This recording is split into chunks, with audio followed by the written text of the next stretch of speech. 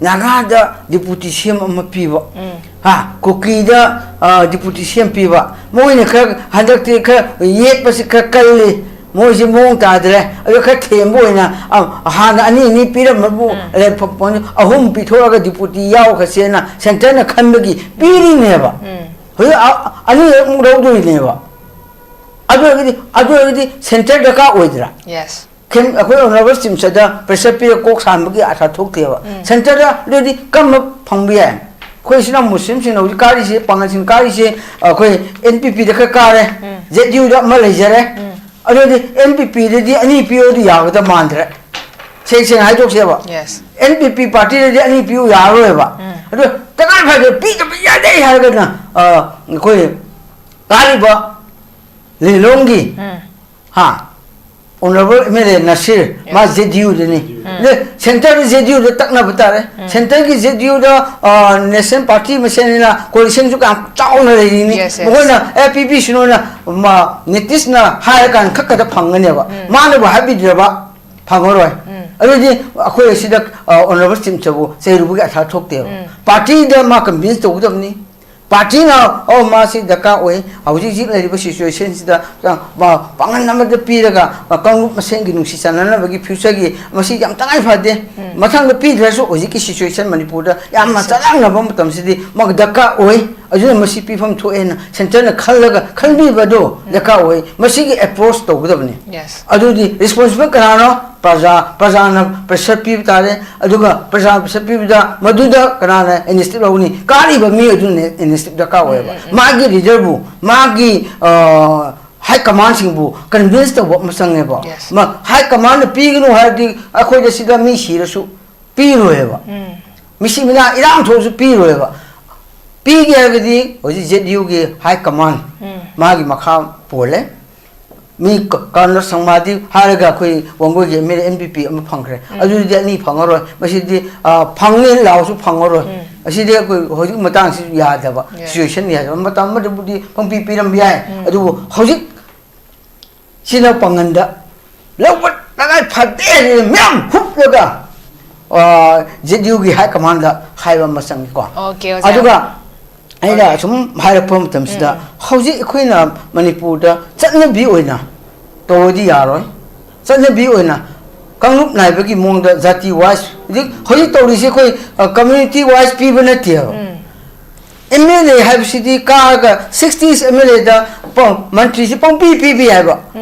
A question of mutation, cut the pig as PBI. Aduga, a question of mutation lower. Roll a topper blows no the Kaideva. See a queen, Mite the Subni, Nagada Subni, Cookie the Subni, Pangan Subnina, Masi, what color later the Rantis and Abdaman, Pussy and Lucy like a never. Yes. Mazon the Saturday ever. 60s million Munda, trying to cut laser, never. Trying to the Matamatum Mutuina. Yeah, and the situation started, which seems so also a topa communication, the Kapiraga, Matic Sabo mission, Pira, Manipur, control to Hoxi, Aduga, Emily Miamse, came them Mantri, trying to you how do you say, Manipur, the Motana Kona Navagi, rich loan of beginning never. Yes, Chumnigiman, Mantri, department control dog of house on the table. Manipur, Lura, Tanka, Clapumtanda, Tani choice, rich logo of Namgava, Coke Tadakabanga, Aduk Mamida, Emily Pisia never. Chumnagin, Giale, Karkarova. No kind of situation come equipment Pugani, Equipment Pugaman and Wangani, my situation lapum tanga, come stay low neighbor, kind of medium people with the people Migi Maran never. Yes. Natra Aduga, loving you rally, loving my Pugamo de Pogamoda, loving you know, loving me the cock the PBA devil, a queen would have never. Yes. They must see the period of this situation, the cult over a government lapum, the look up at the more idea, Halloween, Magastin, clear with me, high with the pig of me, as not the video, I merely over there, I just one car per mini, I doctor over mini, Tara car hated the more commentary from Tokyo. Yes. I had the Manipur interesting answer one in the car. As not, Masida, a quiggy, Hosic, downsizing talking Matunda, downsizing talking the Zati, Matung inna, pinning pig the Bani have to come later. I do. No, she's a Nasi Haragadi, Handaki situation, where it's not Panganisu, people from the toy. Yes. Piraga, pusinnaga afaba kanan matik sai have them tamda amakhan biro adubu matik chai ha kasu NPP di khaluronu kana dre hai kaman mi ama point to greba adu hai kaman hai to buse je yu khat ngai re moduna hai ra di ai di soi na phangani khali lumati po interest da ignore to bigano mi hai ra khadi sirgi leriba simsar se accept to view okay mamdi ai khoi ji ki situation yam ni ngai te ko aina mana mina habna za kogi prezamiam na huzik pa samna kogi power fazana fudok pangamba adugumba luchingba chief minister abakhakni pami base dubu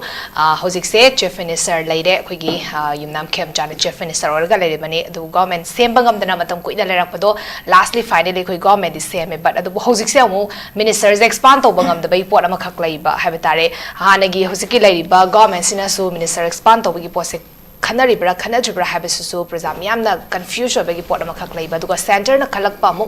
ngai ga doribra habisu mu khan bangam da bagi pot amakhak leiba matang sa mu live se khogi hanadi already center na dum center gi yaka yang ga dum tawraga lakpa smaina center na chukli paraga dum mak leigi doribra hataki government su habagi question jo si prajam na kitang jamam na bagi pot amakhak leiba habitaro za kamai thamini chan asidi amna khoina situation gi matungin na hai tai manipur gi haukiba government kamaina kai khibano haukiba government da kam bamida cabinet ministry sipi hige habsu ko yingba masang ya ba ahamba asi government se hoji situation da kai re kai hiba government maman government da kamain to ye habam tunda cabinet MLA amana oragadi chumi MLA amana mantri phangmi adi habdi leite phangmi yai simsa su oi yai adubu mamangi government da sumi yembam tamda cabinet singse problem thok tur kan di kaisu kai deba ma na phitana paiba angang oisnu ahan oisnu pang boisnu pang deba oisnu sim oisnu ma da piriba mantri da sum paiba da kaisu problem leite adubu problem lakpa matamda di kaidaka oi mantri mandon sing makhoi sing si cabinet mantri sing sigi wakhalon thadaba ama changi kana kambagi wakhalon mohoi individual wakhal nataba parja wakhan thadaba daga state problem kamai solve to gani kamai na manipur kan gani hariba kam manipur di apunba toan ba kangrup na lei khunda bani na any problem kangu umaga thopam tamda kamani samdai gani haba kok thadaba adumba yaba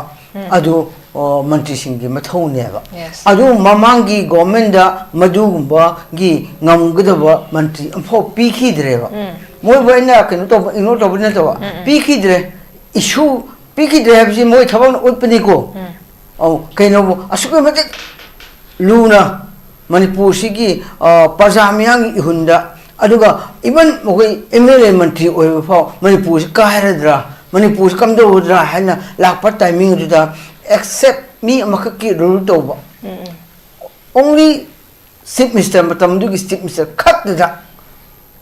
mana khakta law order khangde amak khangde polap je mathanda ure ba adu atopa mantri mandon buri ba puminari ba mantri singje yamna manipur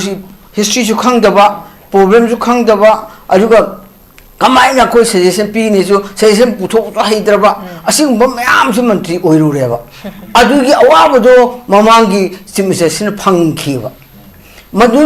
madugumba su koi yengdaba yadeba hek pangpi pi bu yadaba mleba ko ajuna asigumba yam luraba timing amakhakda hojiksi hojik puriba government asisu brain piba nataba makhoi masana khanjagadaba phau khanba ngamnatraba kansida center na khanbiro nagoi khanbibudda khoi ya re na som surrender tokhiba adumba surrender tobuduna mantri chu mo khusida habakane ai thajade number 1 mandi masagi phau khanba ngamdaba matam duda mingodi khanhalaga oirineba adunadi mina khalakpa mi aduna ai gi khusi raksida mantri si pi da ya masida pi da ni masida pi da ni pi ni su ma thamoi de phao su hado pangam da ba timing ado handaki government sineba masina takpadi madum government da leriba juda ekoi hariba koi honorable hoji pari basti misada ekoi daka oyen pressure mon pong pi su kana roi yes oi roi ke kai su kana roi ba adubu ekoi pi ge ga di mon pi wo mota center de pi batai ro center de pi su oi roi da mam kai hai ge ba hoji NDA government si India government ni center si India government coalition ni Manipur coalition ni ado di magi party gi da hoje example ta hai ge corner chama NPP da corner chama ne ekoi di coalition ni ado ma si da ka oi ai hab to bi ade hab gi wangoi MLA khan gi sini ne ba yes nata corner chama ni ya de khaloi ne ma ni ya ba khan mani ado ga di aduga BJP su National Party Argument CCP na hoji chimsa gufa nang su chimsa ora nang kibne ora nang home pai done nang deputy oidone pila isine chilla isine adudi hoji su expansion tawonda da makhoi ngai da yaroi aduna makhoi ngai da yaroi habdi maji cabinet ki issue de kina hoji ekoi kanglup nai bagi wong mong da panga musu kan de yes ekoi phange hergadi politics ti phange her hona batabani hona ba haibisi kamai phonani maram chana hona bataba adu di hoji tinau muslim singi pangan sing hetar pi da ya pi phom tho e ba adu pi phom tho bu pi ga da basi kana no ba center ne ba hana di man chimsen oirame ko man list sem maksi problem pi bi o hana haibu ne ba hoji de madu gi capacity mongon de lei tre ba adu di karnataka oi koi panganda Manipur da leriba hojiki pi kanglup nai bagi mong pi ba naga da deputy CM ama pi ba ha koki da deputy CM pi ba moi ne kha handak te kha yek pas kha kalli moi je mong ta dre ayo kha them boi na ha ani ni pi ra mabu le pon ahum pi thora ga deputy yaw kha se na center na khan bagi pi ri ne ba ho ani mu ro do ne ba adu center da ka oidra yes kem akoi honorable chimsa da pressure pi kok sam gi atha thok te ba center da ledi kam phangbi ya khoi sina muslim sin no kari se pangal sin kari se khoi NPP da ka re ZDU da ma lejare adu di NPP de di ani PO di ya da mandra se hai jok se ba yes NPP party de ani PO ya ro ba adu ta ka pha de pi da ya dei ha ga na khoi kari ba Lelongi, ha, honorable mere Nasir, ma ZDU de ni. Le center ZDU de tak na batare. Center ki ZDU da National Party mesin na coalition ju ka chau na le ni. Mo na APP sino na ma Nitish na hai kan khak da phang ne ba. Ma na ba habi de ba phangoroi. Aro ji akhoi sida honorable chimchabu sei rubu ga tha thok te. Party da ma convince to gudam ni. Party na masi daka oi auji ji le riba situation sida ba pangan number de pi daga kanglup masen gi nungsi sanana bagi future gi masi yam tangai phade mathang de pi draso oji ki situation Manipur da yam ma chalang na bam tam sidi mag daka oi aju masi pi pham tho en center na khallaga khalbi bado daka oi masi gi approach to gudabni yes adu di responsible kanano praja na pressure pi tare aduga praja pressure pi da maduda kanana instead of ni kari ba mi adu ne instead da ka oi ba magi reserve magi high command sing bu convince to ba masang ne ba ma high command pi gnu ha di akhoi da sida mi shi ra su pi ro e ba mi shi mina iram tho su pi ro e ba pi ge ga di oji ZDU ge high command magi makha pole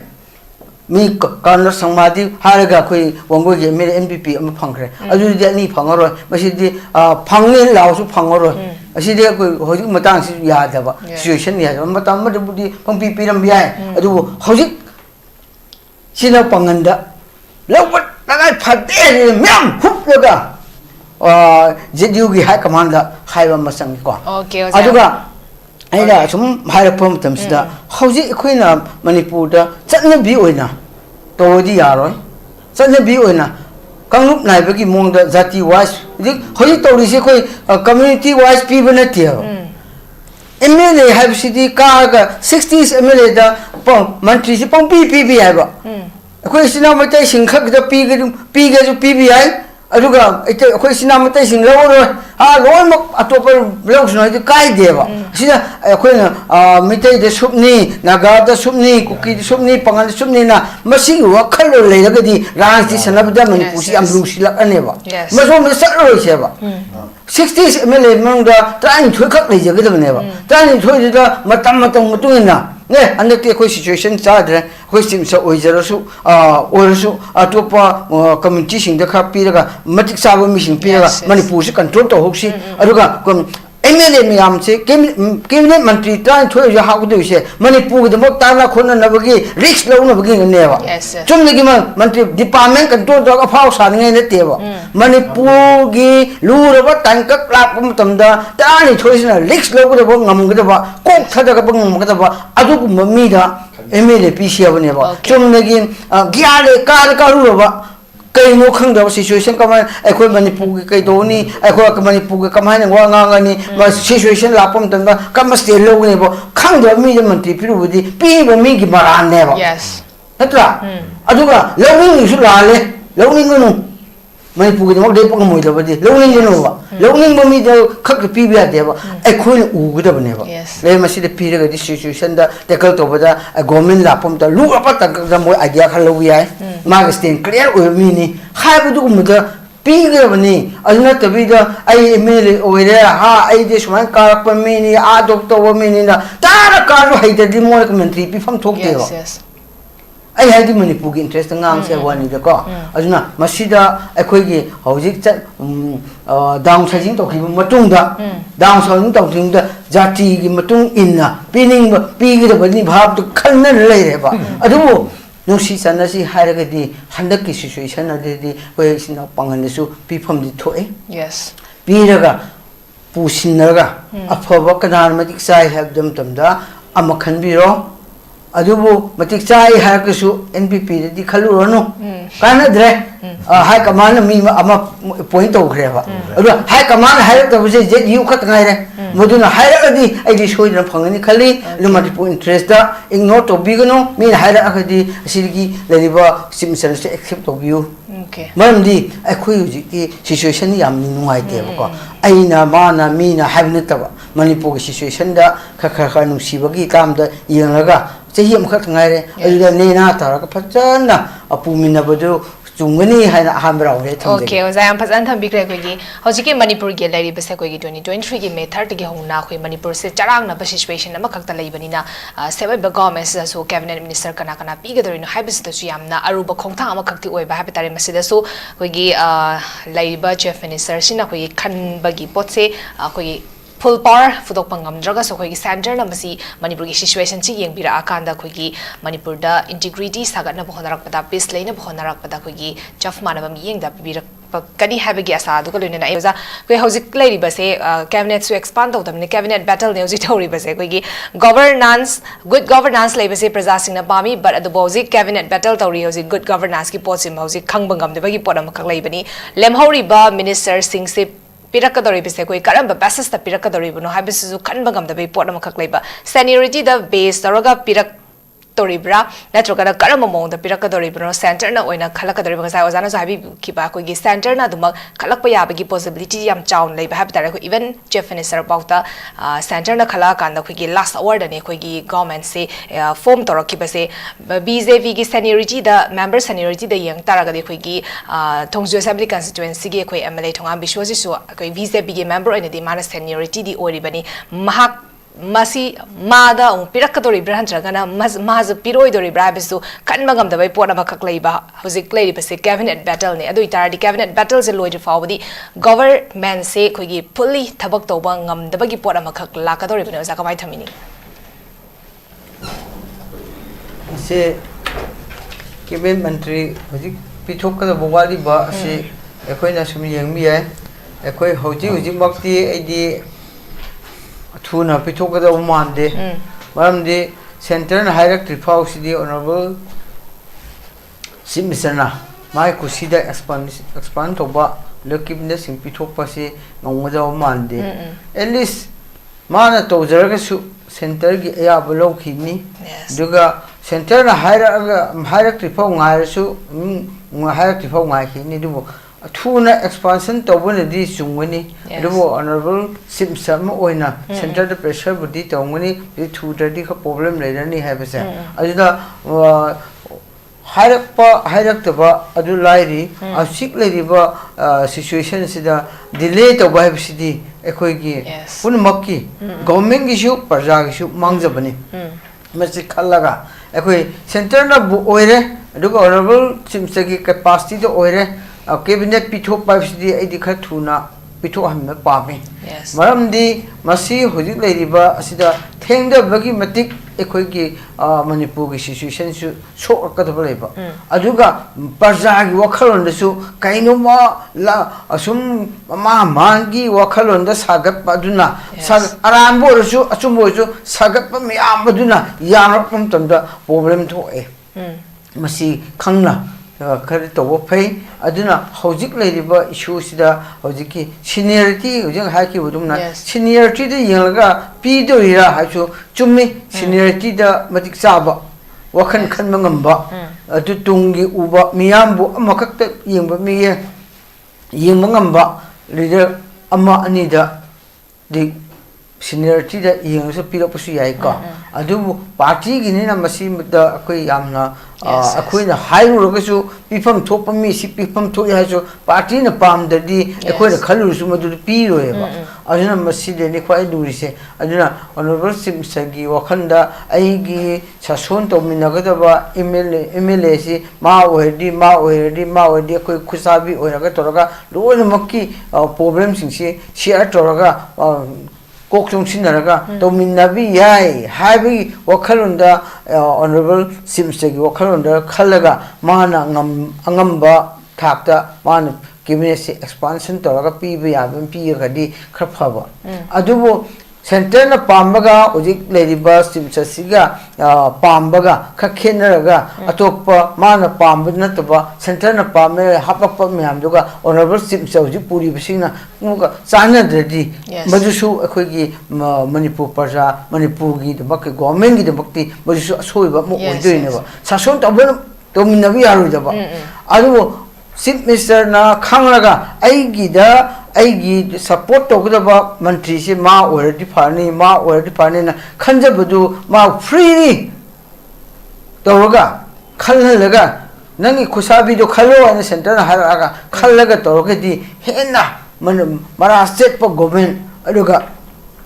manipur gi punma hojik idps ki awaba tariba myam aluga hojik ki kang ani gi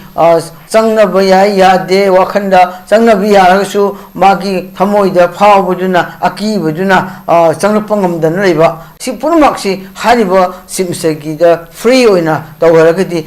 madu khallaga mantri piba taragadi moi khadi phagadabani adubu mantri ga simji pirakadaba singji center ni pirakadi honorable simsa ji pariba simsasiya chana da pirakadi kamana cabinet da dum difference to ani opinion difference to ani some duga head difference leiraba adodi koksung sina basu walani adu maji mukhui masen do walakpa koksung sina basu walakpa amaga mantri masen che samnabi adabam tambadi kana gi mangduino bo mukhui gi mangdeba par manipur gi mangheba aduna masi khanglaga aidi pitho haningi ado delay so to haningde aduna hojik ekhoina yingda basidi hojik tawriba mla mantri singsi cabinet mantri singsi imphal da lakpa hojik deputy chief minister outside state ta wasak lokiba delhi capital da wasak lokiba ado imphal lakpa da kai problem leite mana kiba lido ekhoi imphal da lakpa da ki ningai leitre mana mokoi masen da kibudi yai hoi moi masen da moi kiramani adodi ki de won pham imphal la ga nena ta na quarter da fajana lega sason to buduna di tungi oiba mokoi gi jati gi su ko tungi phagda ba manipur gi su phagda ba imphal la ga quarter pham la fajana leiba pami lohin ba pami aduna adu punamak ase asoyangam thok tanam se hariba gom ano government na romak risk lawra ka chap chan security do le ga adu aina khan me hoji khoi hoji ji mak ti imphal da asigi yamna communal gi da leiba jati leiba gumna khaliba myam de khan bi ranu ya peaceful oiba imphal oirabani adu kana amatana asida disturb to nge leitre mogaina harau na la la ka sasun to budi yabiu hain soi haige duga anoba mantri pigda ble ka su majusu logiro logo infanda leiraga sasun phajana no si sana leisi natrdi ai fai haisu to an bom pham leiraga sasun to ga di maduna tapadi ekhoi unity leitre irang leiri haibatai ajodi irang leiba state ama haina kamaina takani hamdanda mantri miyam phapumbi ade emele miyam pumbi ade habuduna manipur sida irang leirina mipum khuding maka ngambada sumngenewa aduna irang leitre sakara nobula haidi mantri bandol sin infal la piro akoi kuki jogi dagi logudol ba mantri wasak roki ba deputy chief sir adu singchu lo mo infal la pio na asige north east ki TV khothang ligi request towe lakpada ke isu problem lei roi adibu hojik ti mokhoi gi danger oi bese kai no within the moige group da oi rabni na reward for thopa lei rabni na adu di ma pa le ga di moi life set to roi okay ba soengam outside the lei bam tunda soengam tho di kana gi risk no or over sim se risk aduna nangi mantri do phawna control tabungam de hayani adu imphal lei dabani na moi kai position lei di khang dabani na majuda soengam thopam dunda manipur gi simse da mu taina duini aduna simse na haudo piraga adu manipur praja punamak na civil organization punamak na man anoba sarkar de support pajan toraga hariba ka difference lei bo punamak asisu mantri miyam emele miyam se infal la raga assembly president famlaga manipur gi khoi gi kuki gi shu naga gi shu pangang gi shu metai gi shu punamak ase kai leige hebta tana budo adum tanda famina ga tana view amagi online da ha tv da ha ka tum tawba sum toraga adum bagina taba maduna ta isi phausi de manipur de ing tap le na haing de hoji ji sakare bisu ing tap le haing de mamdi emire khra yo pa ngamdre ba emire pulap pusin ba sangi center da haina ka su pulap pohan po to pame ana adu kha khada khoina yengsi aduna hoji ki aroi bedai thamjani bo matam slaitre ado aroi bedai thamjani bodi hairiba 2023 third May da gi awa ba tariba mishibina thokraba imung IDPS sing aduga mayum mekai thaido rasakhiba punama hoji chu leiri yaragadi government asina kawraga infan da hoji example khar pije ge mahong khra khoi gi new lambulen kum leiba aduga khoi gi infan manung da kho lampen da kangde bazar se gi khoi atop top da ma gi mayum mekai kai su so yam yauri singki ba kuki sing adu singdo kawraga leihen biro maduma government risk lobiro aduga more da khoigi sahu daba yum sing hanjimi abam pham regi identify to doga khoi mi tai singsu changhan biro swasa pursu kha changhan biro aduga chang ya daba sinuna kamane to gni habdo risk lo government india government gi aya balo da khat da changum du ni idu swasa puga more ga kenongi aseni sidi Morega swasam pusi center ki aya bloga center na risk lower kan da sang ngamdui ni imphal di state government na ji hari on chief sana thamoi sengna ko boda la poda kai su problem rate lowe boko adu som changda badi center ki na aya pham ka pi ba sangi state government ga adu ba ai hajaningi thuwong tamda asi cabinet raw thopiraga matam slai tabni delay hek to boda February roi dore already Thatra mukha tangare thatra mungda muga October swai de muga election ko kandak so ani aduni tha kya jano koina miyam gi mak siba to uturiba aduna masi marakta koina afaba amakha to hona bagi de mukta athubuta hoji hariba koi gi pithok ya ba aduga